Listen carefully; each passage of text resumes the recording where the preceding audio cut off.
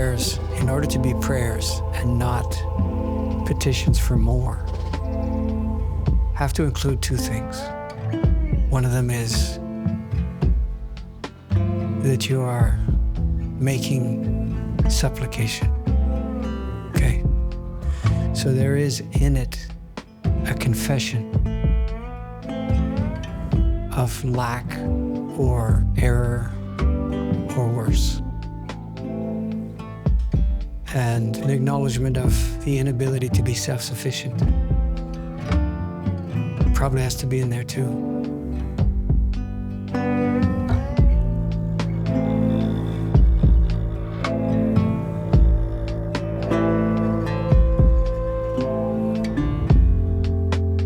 Now, content-wise, what's a mature prayer? That's a really tricky question. Do you pray that people wise up? Do you pray in the teeth of the shit show of the way it is? Do you just pray that it's not this way when it friggin' is this way? And it being this way is what prompted you to pray in the first place? Check on everybody else. Boss man! There you are. Put the water on for my coffee. Let's go do that first. I've never heard a better prayer. It's remarkable for its candor, its brevity, and what's not in it. And the prayer went like this. God, help me. My boat is so small, and your sea so immense.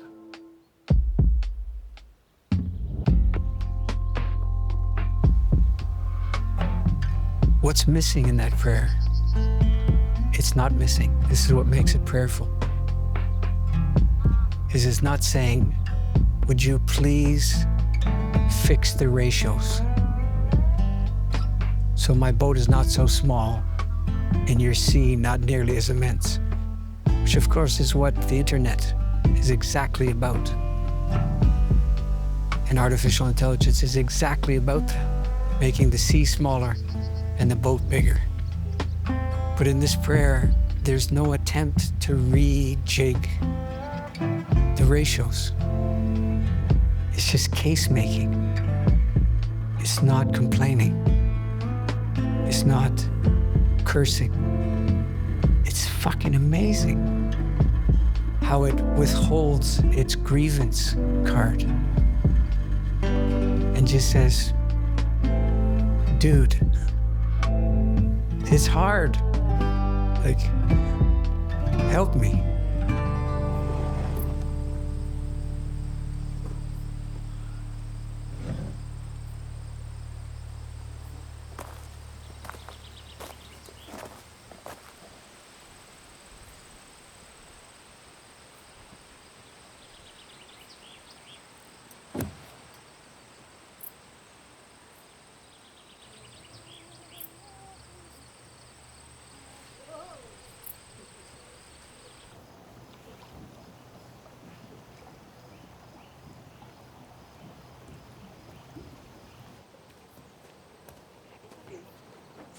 Little beautiful ducklings. You like that new coop, huh? I like it too.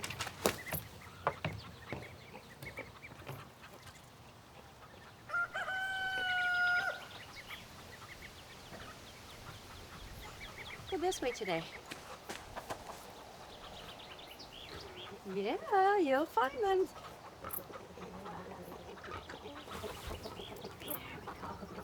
Oh, let's get some hay.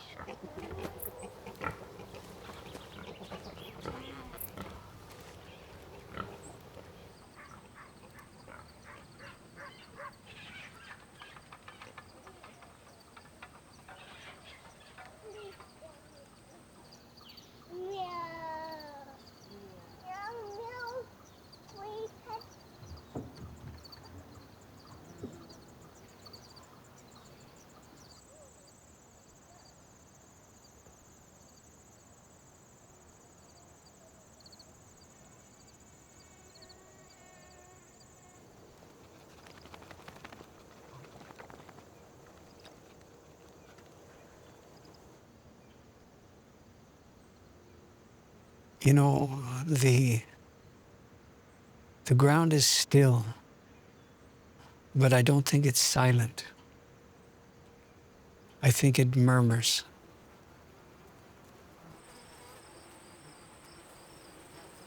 We are in a time not quite of utter present hour collapse, but we can see it from here. What's worth doing given that?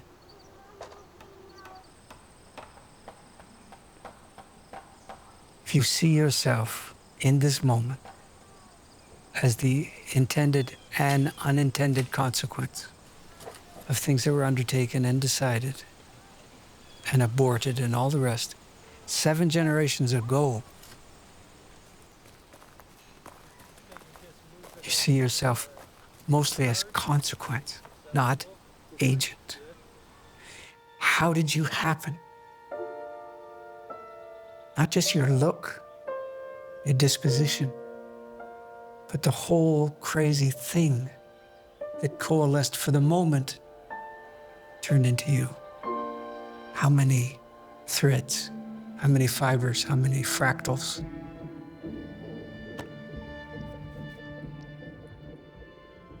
If you can do that, you're in the game now, I think. But this requires you have a conscience span of 14 generations, not 7. And you're a conduit for the back and forth rush between them all. That's how you figure out what you should do, I think.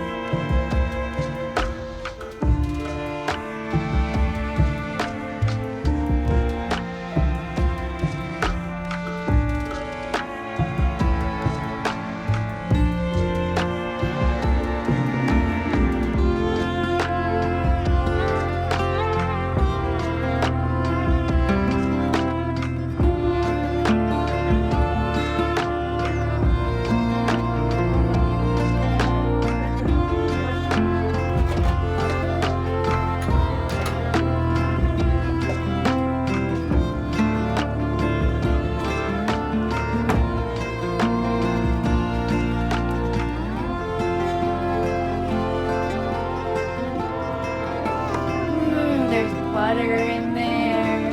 What else did you put in there? Mud.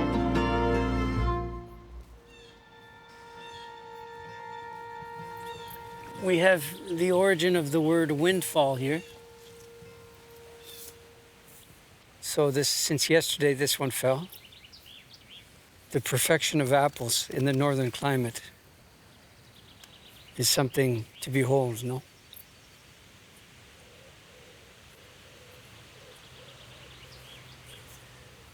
So I'm not saying that the tree's here for me exactly. That would be a fit of real, genuine caprice, I think. I'm just saying that for a while we're here together. And I've done my part to save the tree from the predations of the deer in the wintertime and the limitations of the sand beneath here. And I imagine in some kind of strange exchange, against the odds, the tree bears fruit and I bear witness. So I love that these are signs, you know, that we haven't entirely blown it. Also, it was a very good year. Those things happen. Good years happen, you know.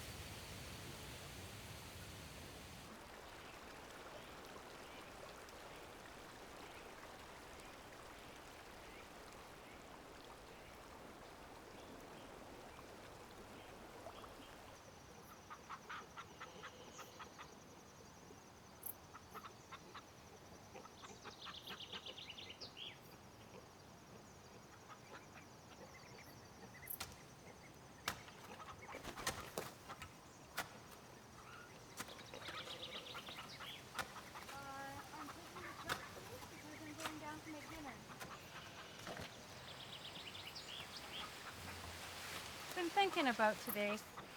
Yeah. Yeah, for a while now. We're watching these birds come in and out. Yeah. Making my way. Here's that little rose bed that I started. Some of them have survived. Yep. See? Oh, look at you.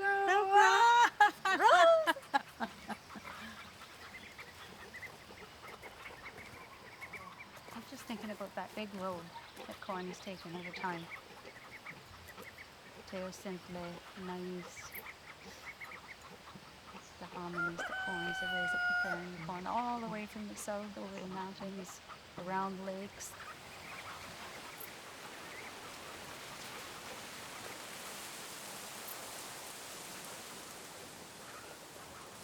You sure they're ready, huh? Their ears are Ready-ish? The birds are at them. The birds are at them pretty good. But these ones are dry, see? These ones are dry. They won't all be ready, but some of them will be. Can you take this one? Take her?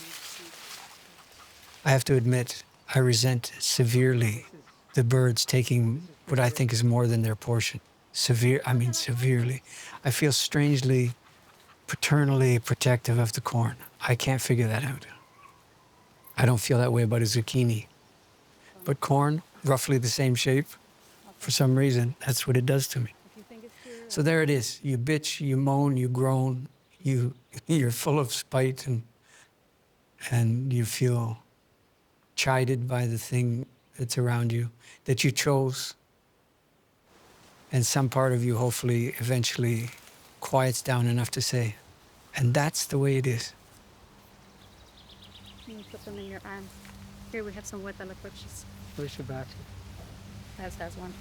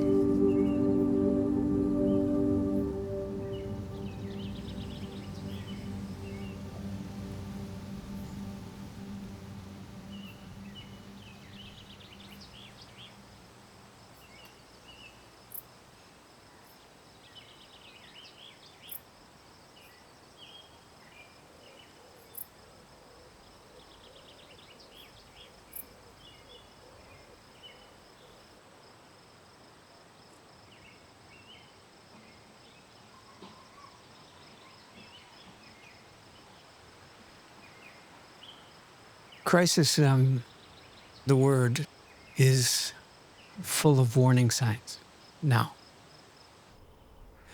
So we use it as a fait accompli disaster. But for most of its syntactical lifetime, it didn't mean that at all.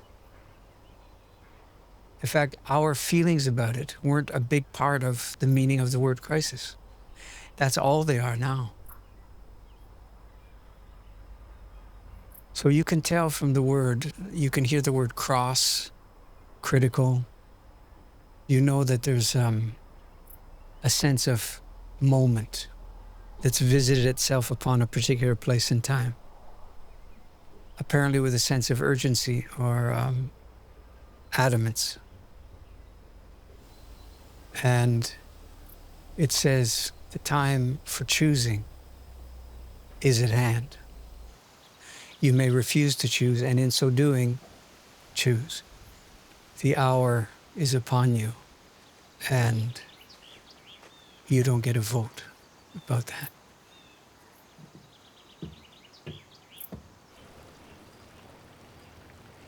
You do, however, get a vote on how you shall be now that that is so, which is basically the meaning of the word fate. Fate means, the gods have spoken, that's what the world is. What shall you do now that they have done so?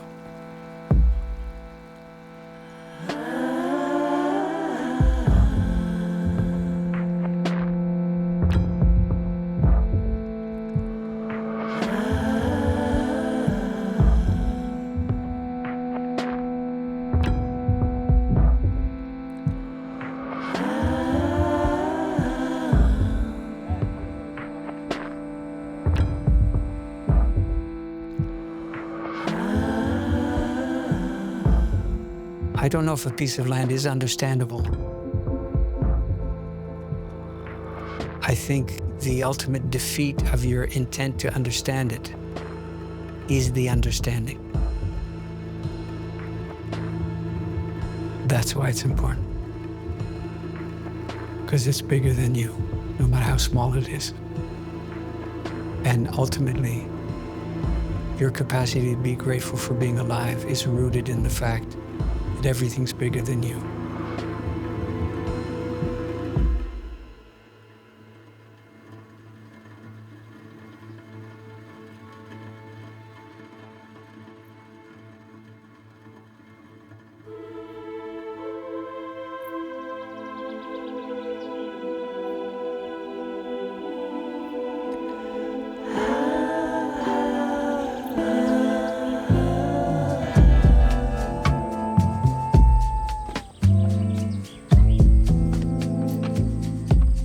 Even this barn behind me here is a temple to what I'm talking about now. It's 120 years old, or give or take, and it's been on this site a year. 2 years ago, I caught wind of the fact that the current owners have decided on summer homes for all on that farm. No more farm. No more farm buildings as a result. I got in touch with the guy who'd been contracted to take them all down and dispose of them. I went over and chose amongst the farm buildings the one most likely to survive disassembly and reassembly here on my farm. In the process of taking them apart, I found the names of 3 of the makers of the barn. This was a living thing, and it derives from the days when people knew how to do it. Almost nobody knows how to do that. A lot of people knew how to do it not that long ago. They're all dead. Most of their work is, quote, dead and in the dust too. But this one isn't. And I consider myself really lucky to have been put in the position of operating as if some generations ago, people built something that they hoped would work and therefore last. And I am in the conduit of seeing to it that they weren't wrong.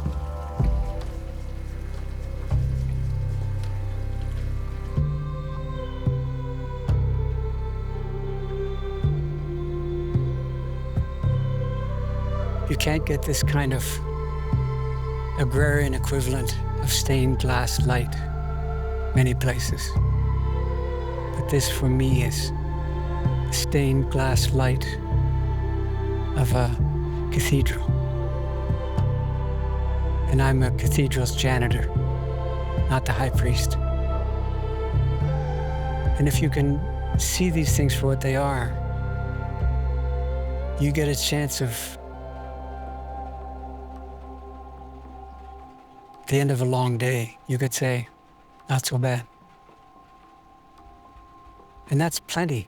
Not so bad is plenty. Yeah.